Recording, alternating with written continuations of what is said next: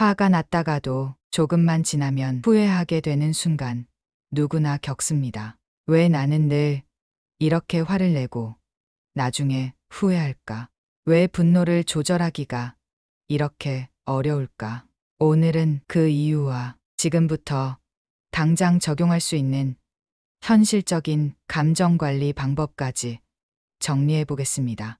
먼저 기억해야 할 건 분노는 단독으로 나타나는 감정이 아니라는 점입니다. 분노는 언제나 다른 감정이 쌓인 결과입니다. 속상함, 억울함, 무력감, 수치심 같은 감정이 제대로 표현되지 못할 때 그 감정들이 분노라는 이름으로 터져나옵니다. 즉, 화가 났다는 건 이미 마음속에 쌓인 감정이 많았다는 뜻입니다. 분노는 감정의 가장 끝자락에서 등장합니다. 그래서 우리는 종종 내가 왜 이렇게까지 화가 났는지조차 알지 못한 채 감정에 휘둘리고 맙니다. 분노 조절이 어려운 데는 세 가지 이유가 있습니다. 첫 번째, 감정을 말로 표현하는데 익숙하지 않기 때문입니다. 어릴 적부터 화를 내면 안 된다, 참아야 한다는 말을 반복해서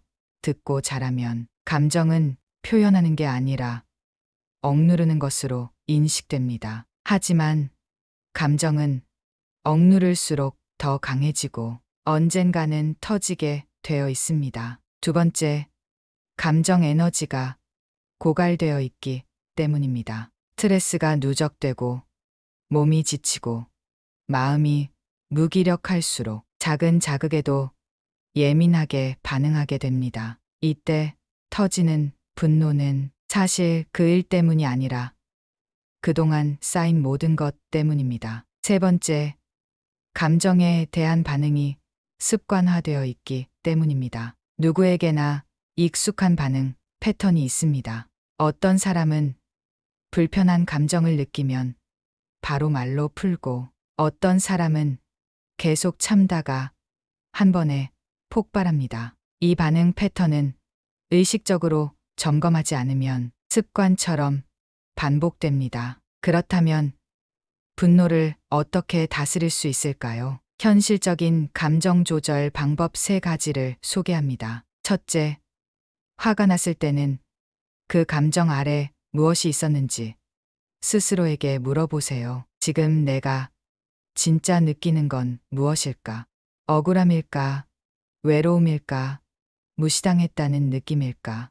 이렇게 감정에 이름을 붙이는 순간 분노는 힘을 잃고 감정은 정리되기 시작합니다. 둘째, 감정을 표현하는 연습이 필요합니다. 감정은 억누르면 커지고 표현하면 작아집니다. 말로 하기 어렵다면 감정일기를 써도 좋고 친한 사람에게 오늘 있었던 감정 하나만이라도 털어놓아 보세요. 감정은 드러낼 때 가볍고 감춰질 때 무거워집니다. 셋째, 감정이 폭발하기 직전에 스스로를 멈출 수 있는 루틴을 만들어 두세요. 예를 들어 말을 하기 전에 깊게 숨을 3번 쉬기, 물 한 잔 마시고 마음을 가라앉히기, 잠깐 자리를 피하는 것도 좋습니다. 이 짧은 멈춤 하나가 후회할 일을 막아주는